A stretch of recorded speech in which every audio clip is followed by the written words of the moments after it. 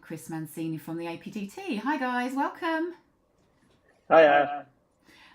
If anybody is in the chat, can you just say hello? Let me just know that you can hear and see us okay. We've got a thumbs up, so I'm assuming that means we're going live. We're going out to everybody. Everybody can see us. Just pop a little hello in the chat. Is Chris there, or does Chris look like she's a bit frozen to you, Calum? I can't see because I'm on. I can only see the PowerPoint at this moment in time. Oh, I hope we haven't So lost Chris. It says I'm in the broadcast, but I can hear nothing and only see PowerPoint. Oh dear. Pam Rowley says, hello, I can see and hear you. Chris, what I try and do, she can hear me? She can't hear me. Okay. Chris, please leave and come back. She'll ring back in. Sometimes it does this with live streaming. You just go with it because it's life and it just happens. So hopefully Chris is going to go out and then she's going to come back in. So it'll be fine. Okay, so tonight we're going to be talking to you about APDT education. There she is. She's back. What was that about? I don't know. You were frozen. It's all happening tonight. The last night. What a nightmare, eh? I was like, it says you're on there, it said, but I thought I can't hear anything, I can't see anything else. Am I talking to anybody? Hopefully not. Is there anybody out there? While I was silently cursing. No, not very silently cursing. So tonight we are going to be talking about the education course. I'm going to hand over and let Chris and Calum talk to you about it, but maybe for the benefit of the audience, you want to introduce yourselves and tell them who you are, what you're about, what you do as a dog training job, and yeah, just let everyone know who you are, really. Okay, Chris? shall I start, Calum? So Yeah, I'm Chris, go for it. And I head up the education team and have done for a few years now. I'm a dog trainer and I now live and work in Cumbria. I used to live down south, working in the veterinary industry. So I've been sort of working with and training animals for a long time, probably 40 years. Oh my God, I'm old. And that's enough really about me. So yeah, I've been a member of the association for, I can't remember how many years, but a lot longer than most of the youngsters. But just because you're old, it doesn't mean you're old-fashioned and do old-fashioned stuff. Go on, Calum, over to you. Okie doke. It's hard because I've got only the presentation on my screen. It's weird.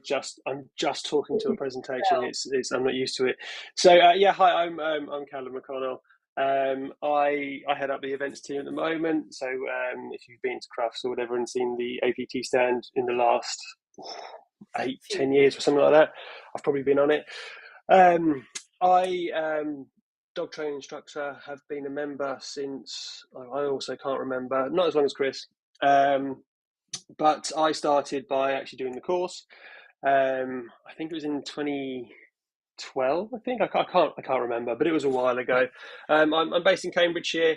I do puppies and all of that jazz, but I really like the sort of outdoory type of stuff, hunting, sort of scent work type of things. But yeah, that's the sort of to nutshell it, I guess. Yeah, I can't think of anything else off the top of my head that's interesting. That's interesting. Oh, we can't hear you, Patrina, sorry. Who can lip read? I can only see the presentation, so I don't know what's going on the behind the scenes aspect of things. So Laura Wiley's just popped on and said, hi Patrina, Chris and Calum. So what we'll do, if it's okay with you, we'll hand over and you can share your presentation and tell people about the course. Okie dokies. Okay. Cool. And Patrina, just to make sure, can you let me know when people can see it and then I can flick through? Yeah, they can see that fine now. Yeah. Yep. Okie dokie. Cool. Right. So yes, we're going to be talking about the Association of Pet Dog Trainers Dog Training Instructors course. we put a little slide together, just with it's mainly just pictures of our dogs and other bits and bobs. But it'll be obviously run by me and Chris.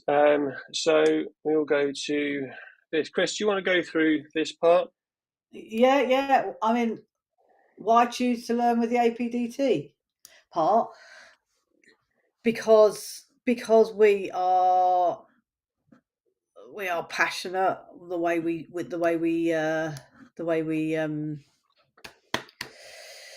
teach. We use kind, fair, but actually very up to date and innovative training methods. And we also, because we're a not for profit business, that I think does make a big difference as well to how we do things and how we run things. So it's all about the students and hopefully them getting the best learning experience that they can. And who's the course for? Well, it's for anybody basically that wants to be a dog trainer. If you have done nothing at all, we've even had students that haven't even owned a dog before that have come along wanting to be a dog trainer. So it's perfect for them. That'll be the foundation course, because we do 3 different courses that run along side by side. And we also do something for advanced. That's for people that have already been up and running and either assisting or teaching classes for a year, and that's just more to hone their skills and meet other like-minded people, do some networking and some CPD. And then we've also got a part 2 course, which is for students that have completed our foundation course and are keen to move on and learn some more. So Cool. Yeah, I think we've covered it all there. We'll move on to the next slide, shall we? Indeedy. Cool beans. What's involved? So we've got choices of, obviously, coming out of COVID, where we had to go online, as did a lot of things. We moved the course online, and it's stayed because it's been popular. The choice of online courses through, not just in this industry, but every industry. It's just so vast now. So and it keeps booking up. So whilst there's still a want for it, there's still an online course. And we've also got our residential course that we've been running for in the current format. When did it start running like this, Chris? Was it 2009?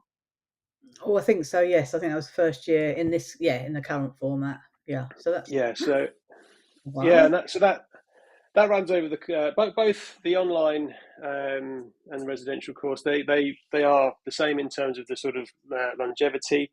They run over the course of 2 sort of long weekends. So I think it equates to about 6.5 days all in all. Yeah. There's distance learning, if you will. That was just a fancy way of saying this, homework. But A reading list and homework. Yeah, so that really, it always sounds daunting, but I think it's after you sort of get to know it, it does really help, just sort of give you time to reflect on things after you've sort of picked up. And this is dependent on any 3 of the courses. What you sort of learn on those courses, to go away, have a think about things, do some of your own research, and then put it down in words. That sort of just helps solidify really the knowledge that you've taken on and add to it. And yeah, as Chris mentioned, as does the slide say, that there's a reading list provider once registered, and that again is for all 3 of those courses there. Is there anything else to add on that one, Chris? I mean, just to say that, I mean, the reading list they get once they sign up, and they've got till the end, till the course finishes to get through it. And it's not arduous, because obviously it's everything that you're going to be interested in any rate. And the homework is just it's to help you cement your learning as much as for us to see that you've understood what you have learned. And yeah, and as Calum said, a bit more research around the subjects as well. Yeah, I guess if just in case anyone's thinking of sort of, this is the thing of teetering as to whether or not they sign up to a course next year, and then they're going, oh, homework. It is it's sort of level 3 wise, so it's not terribly advanced at this moment in time. So yeah, hopefully that helps a little bit. Righties. So the online course. Do you want me to go through this, Chris? You want to go through it? Yeah, you do online, I'll do in person. That's fine. Okie dokie. So, doing our online course. Of course, this is one of the groups from last year. It means you obviously get to study from the comfort of your own home, and it works well for many reasons. Some people can't come away. Some people live in different countries that have joined the course before, and for whatever reasons, that you might just not be able to come and travel to do it in person. All of the theory side of things, you really don't miss out on that front. The thing that can be a little bit tricky at times is the practicals if you don't have a dog, because in those or as people have done over the last few years now, a cat or a chicken or some other if you haven't got another animal of sorts to work with, then or borrow, then it can be a little bit tricky, but you can still get a lot out of it from watching other people. We do have it so where those students that might not have dogs or again other animals to work within the practicals. Obviously, the observation side of things, their input is really valid, and they can actually have some really good ideas because they're not having to focus on an animal at that point. You have access to a private Facebook group for the online course, where you'll be in contact with tutors and your fellow students, and any links and stuff that get talked about will be posted immediately in there, and that's a nice way to sort of build a little community. And again, even with we have had, I think, with the online course, there's been, I think, one group particularly in mind has been particularly close. They set up a big WhatsApp group. We didn't tell them to do that; that was their own choosing. But they now meet up in person, quite a few of them, which is really lovely. So yeah, the online course, that's the sort of bit there. We'll talk in a second after we've sort of talked about the differences between the two, about the individual courses themselves rather than the format. But yeah, have I missed anything out with the online bit, Chris? No, I think you've covered that quite well. Perfect. Yeah. Cool. Oh, and there we go. So the residential course, or in person, however you want to call it, is held in Malton College, which is in Northampton, and everything's included. You stay on site in student accommodation, which actually is quite good. You've got your own single room with ensuite. It's basic, but it's more than adequate. Your dogs are allowed to stay in the room with you, which is a bonus because you're allowed to bring your dog as long as they're sociable and can cope with that sort of environment, and also if they're comfortable staying in their car in between sessions and stuff, because we don't have them all in the theory. They come out for the practicals. So you're bored and all your meals are included in the food. We always get generally very good reviews for the food because it's pretty good. Advantages, you literally, because you're there with everybody all weekend, you get to talk dog. So there's some amazing networking opportunities and some lifelong friendships are forged on these courses. So yes, so exactly the same as the online, apart from obviously you're not there together for the whole time, so you don't quite get the same networking opportunities. But as Calum said, they still manage to become friends and meet in person. Yeah, and I guess just one thing I guess about the dogs. They can either stay in the cars, but if depending on the weather, they if it's too hot or whatever, they can, as long as they can happily settle in the rooms. They can settle in the rooms as well. Oh yes, sorry. So just in case, again, one of those people go, oh, doesn't like staying in the car, but oh, what if it's too hot? So yeah, obviously we always want to make sure the dogs are they're always our priority in that degree, their comfort and all of that. But as Chris mentioned, yeah, during the theory side of things, it's just the tutors' dogs that are in there. And talking about lifelong friends, obviously Chris and I and the other tutors have made a lot of lifelong friends. But I met Chris and the tutors are on the course now, and yeah, they still can't get rid of me. No, So we don't want to get rid of it. excellent. But yeah, and I'll always put one up for the food, but then I do eat a lot. And Mark, the chef, knows that, and yeah, I come away full, so that's something. Yeah, we know the chef very well now. And it's actually quite a nice. It's actually quite a nice college, isn't it? It's and nice surroundings. There is the pub that the boys get straight into, pretty much. That's literally walking distance next door.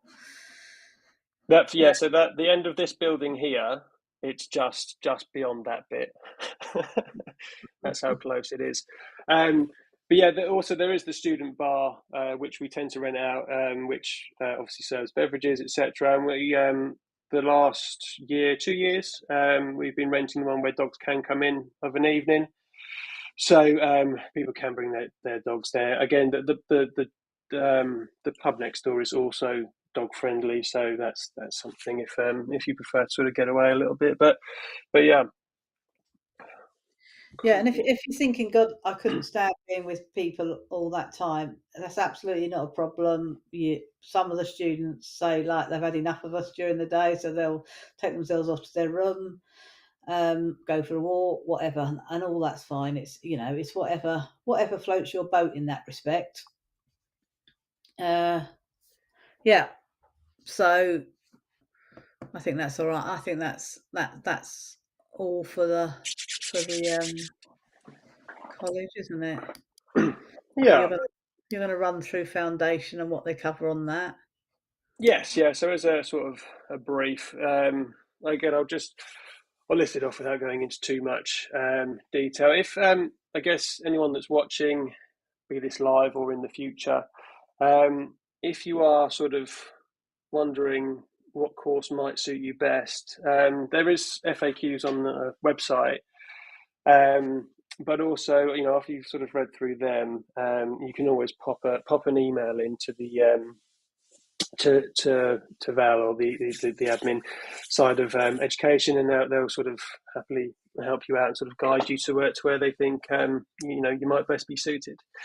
So with regards to foundation, this is again both online and in person. It always starts with learning theory, so understanding how the dogs learn, which is obviously really important just for developing exactly that and your career from then on forth. You've got class planning, so thinking about venues, the exercises that you are going to teach, how to teach them, and the equipment that you might use.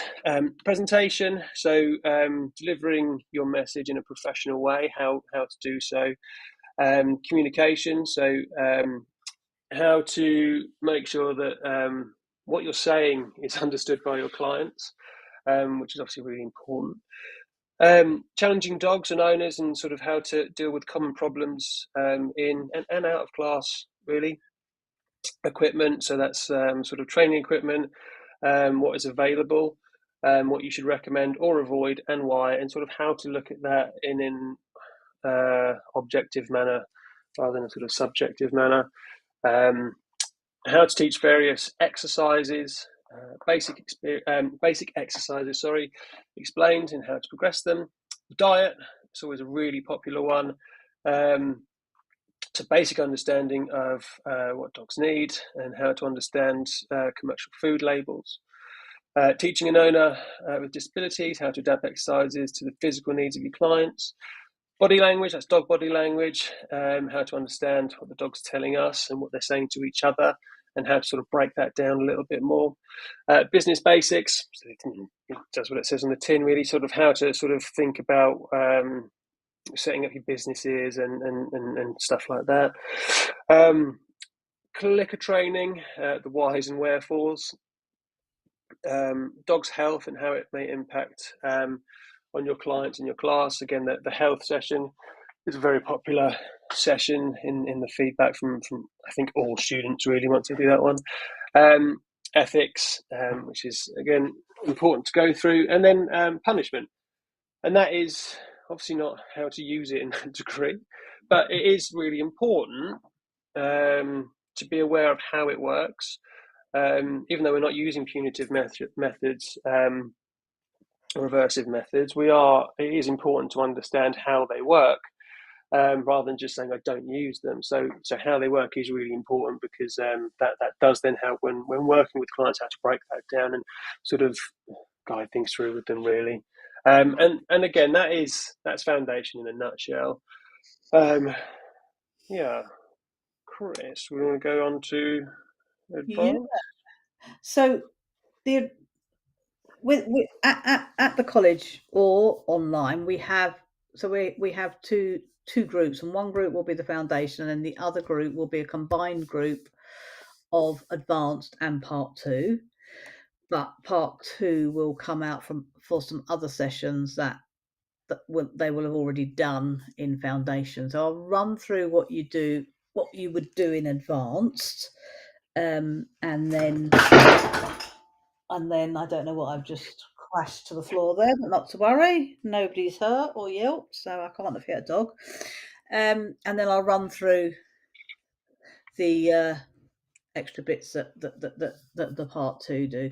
So with advanced, we are assuming a knowledge of learning theory, because you'll have already been doing some stuff for a while. So we assume that you've got it, and you do get a homework question on it so that we can check you've got a sound understanding of it all.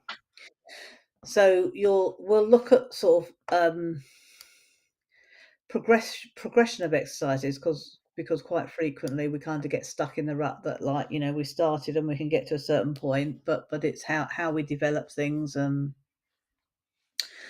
and so progressing and proofing exercises, taking it on to the next level. We go into clicker training in a little more detail and actually do a practical session with everybody where they are teaching a novel behaviour that the dog doesn't know and they don't teach regularly. You split up and you kind of do it together in groups of sort of 2 or 3 of you teaching a dog. We talk about training versus behaviour. You've got a session on that so that you can basically know your limits, and understand, because it's a very grey line between training and behaviour, because everything's a behaviour basically. So it's just understanding where your skill set should start and stop, and when you should refer on. Then you'll have a session on sort of creating competent trainers. So basically it's you helping your clients, because that's what dog training instructing is all about. It's about us being able to teach our clients to be able to teach their dogs.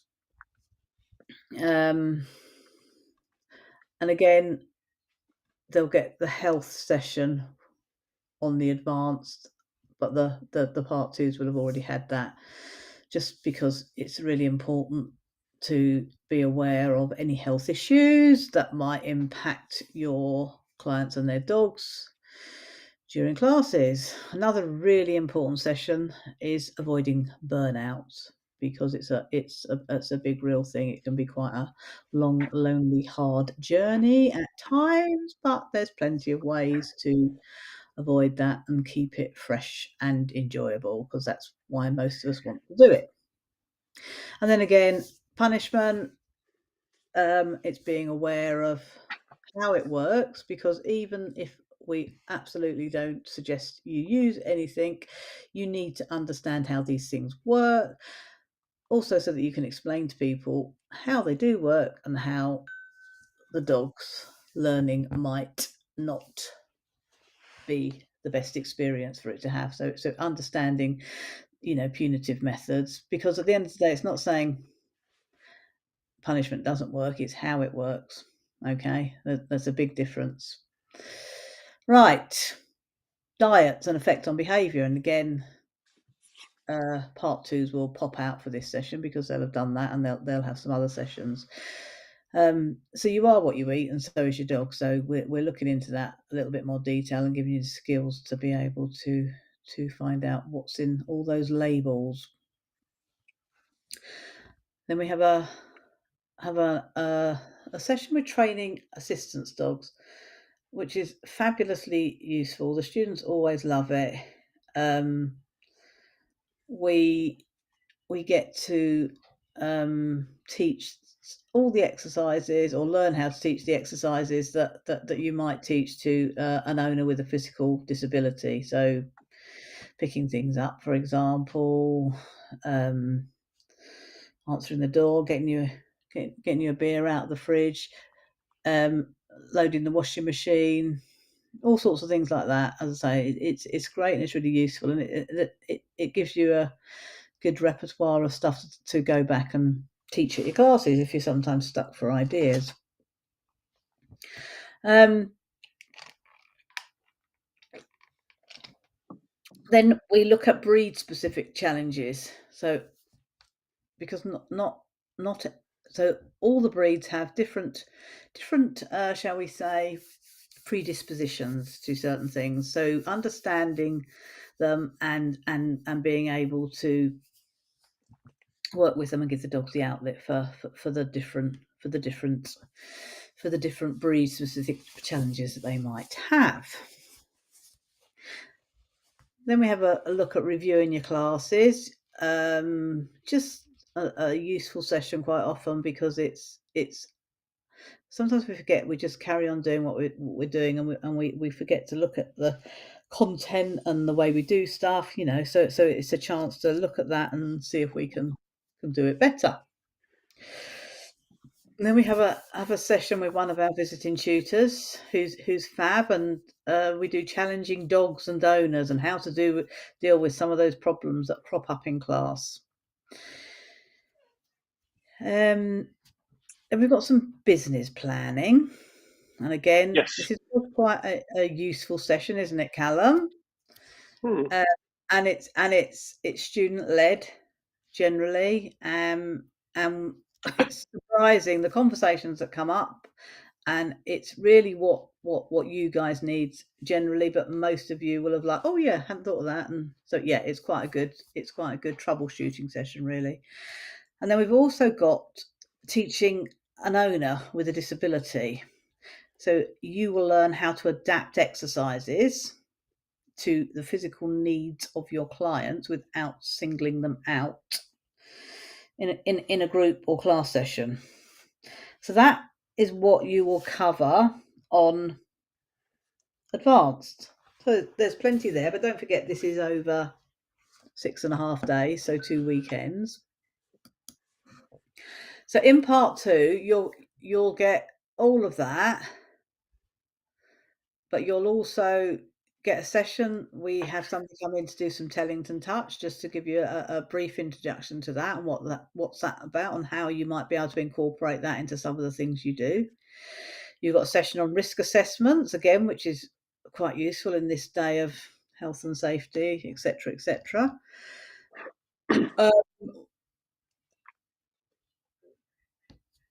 We have a scent work session as well, which is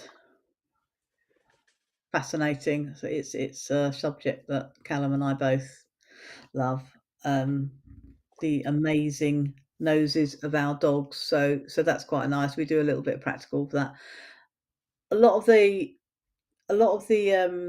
things we've spoken about for both foundation and advanced and part 2, they're broken into, you'll have a theory session. So for example, if you were doing progressing exercises, then you'd have a theory session, and then later on, or following that, you'll have the practical session, and that's when you'll have your dogs out, and we put it all into practice basically. So I think that just about covers what we do on the different courses. So if anybody has any questions, then just shove stuff into the chat, and I'm sure Katrina will fire them back to us. Cool. And we obviously moving on to this last bit. This obviously applies to some of it. The last bit, should I say, applies to the residential course and the middle one, I guess. But you, as I already mentioned earlier, if you go online, no, you don't need to have a dog with you. I think it does help with the online bit to work through some of the mechanics. But especially with the residential, you absolutely don't need to bring a dog. Not to, don't they? Yeah, I mean, I know when I did it, because obviously it's a new setup, new environment. I was very anxious about going, and also I didn't know if my dog would get on with it at the time. So the first weekend, I didn't bring her. When I saw what it was like, actually, I brought her, and that was that. And I think a lot of people sort of follow that, or they go the other way around, where they bring their dog and they go, actually, it might be better without me dog. It's completely up to you, but it's not a necessity. There will be students that bring dogs.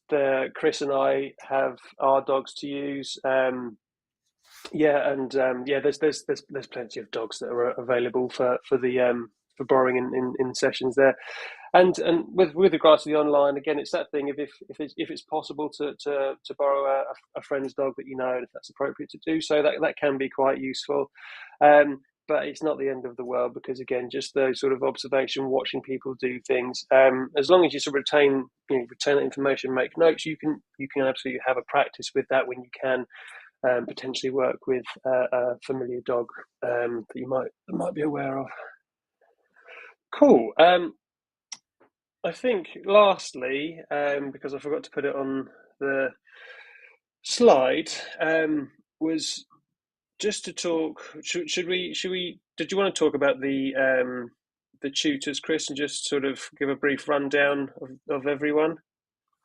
Oh, Do you yes. remember everyone's name off the top of your head? This would be the residential, the residential ones, rather than all the. But you can put the visitors in there as well if you can remember everyone. Just put you on the spot. Of course I can. So we have an education team, and they tend to be our sort of main tutors that you'll meet on the course, and we've got all of them are from different types of backgrounds. Val Harvey, who does our admin at the moment, comes from a background of showing and a little bit of breeding as well in the past. Then we've got myself and Calum, and we both have we have some similar interests, really, don't we? But yeah, outside stuff, scent work, pet gun dog stuff, and things like that. Then we have Michelle, who is a tutor at Sparshall College, and she'll come in and to do the learning theory session for the foundation. Then we have Lee and Adam that are there helping on the practicals. Adam's got a daycare and he's done our course and been helping out for a few years now. Lee he comes from a veterinary background, as well as his wife does doggy daycare and stuff, and he also has a background of working with challenging youngsters, taking them on expeditions and stuff, although now I do believe he climbs and cuts trees for a living. But those might be aware of the tailors in some degree, because Izzy's rather popular across any Crufts yes, of footage. Their daughter, she's with a Stafford. So yeah, just in case. Oh, that's Lee.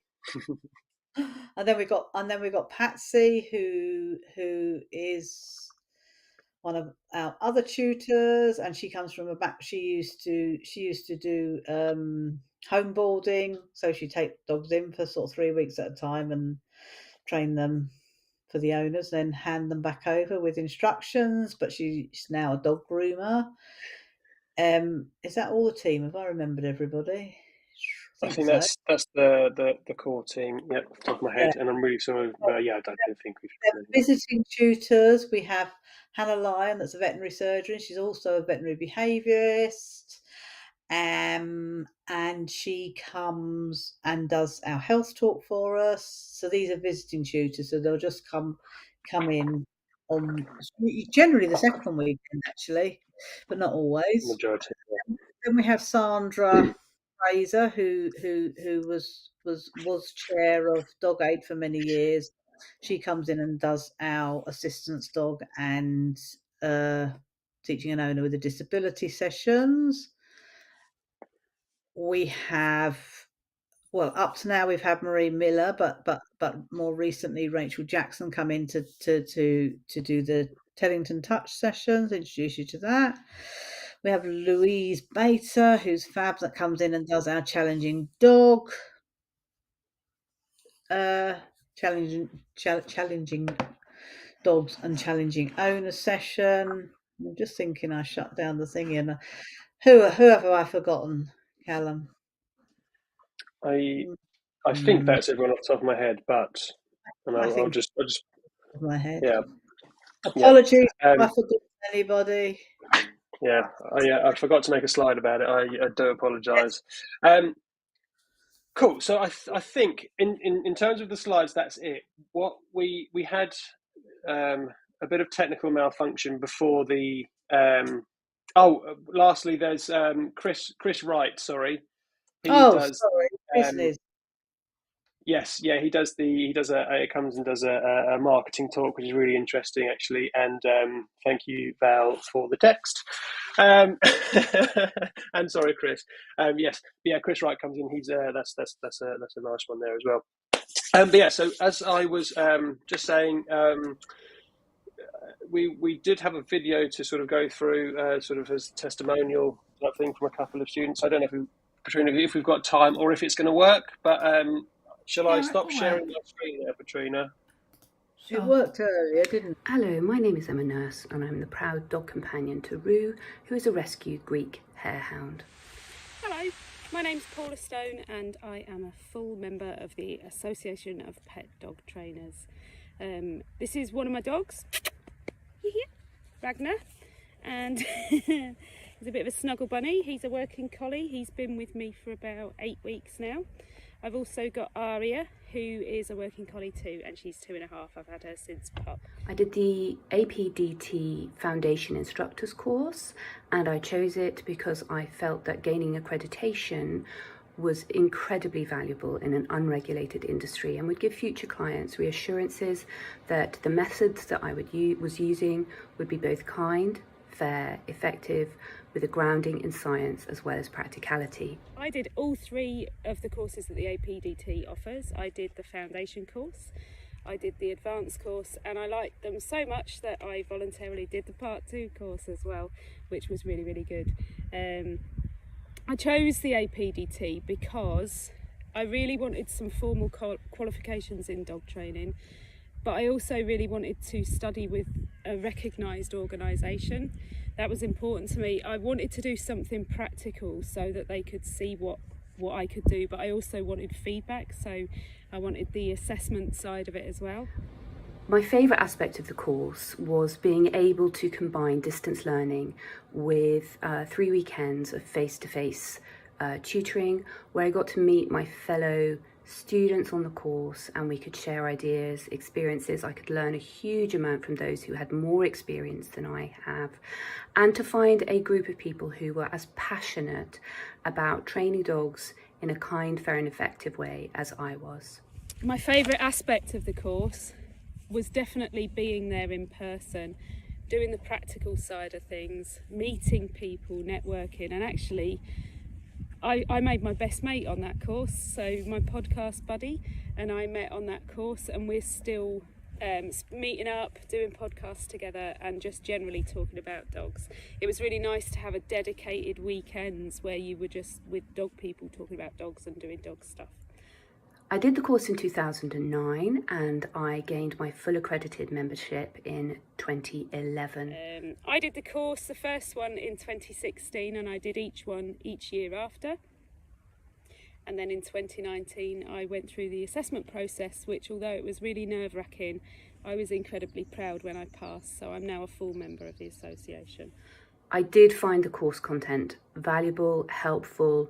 It was not too scientific that it felt overwhelming, but it was definitely grounded in science and fact, but hugely practical, and not just in terms of dog training, but also human psychology and how to run a business and keep yourself safe. I found the practical element of it really, really helpful.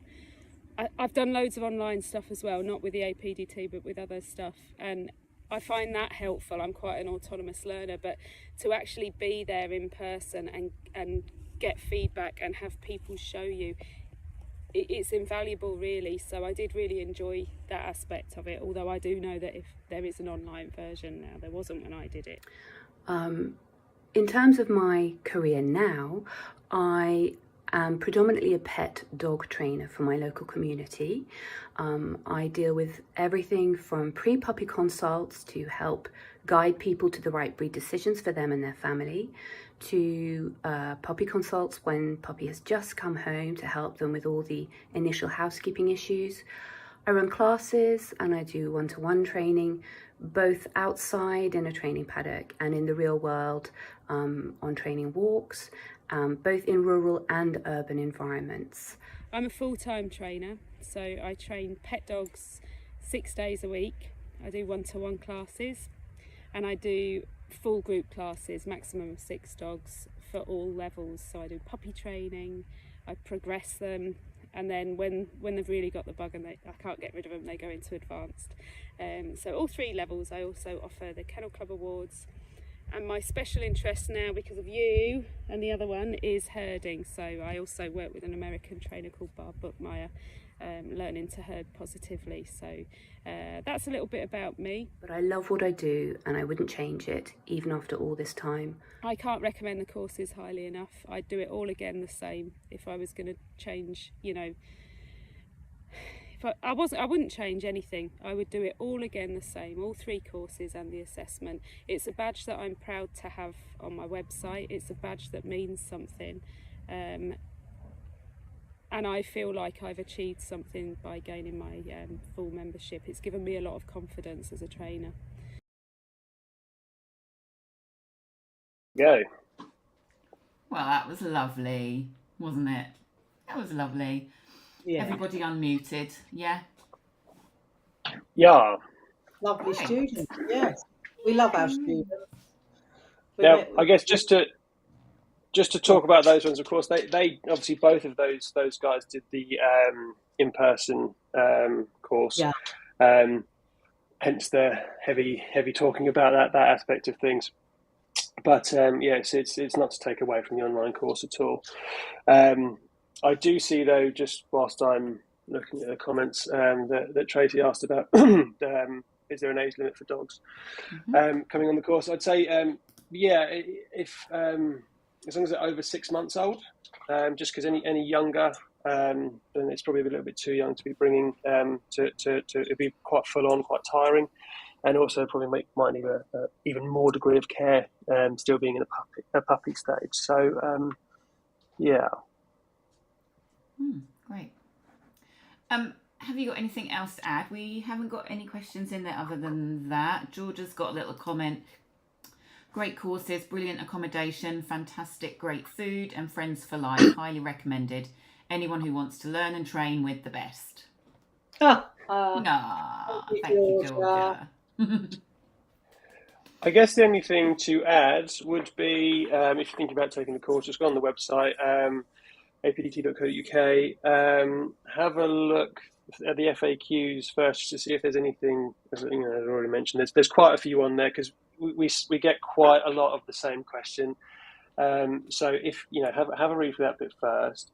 But dates for both of them, online and residential, are obviously on the website, and it's all up there for that.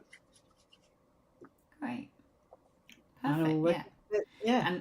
And Val's just put up the education email. So if you've got further questions after viewing the website, you can just drop the APDT administrator an email at education@apdt.co.uk, and they'll come back to you with some answers. I believe you can still pay in instalments as long as the balance of the course is covered by the time the course starts, or there's a deadline, isn't there?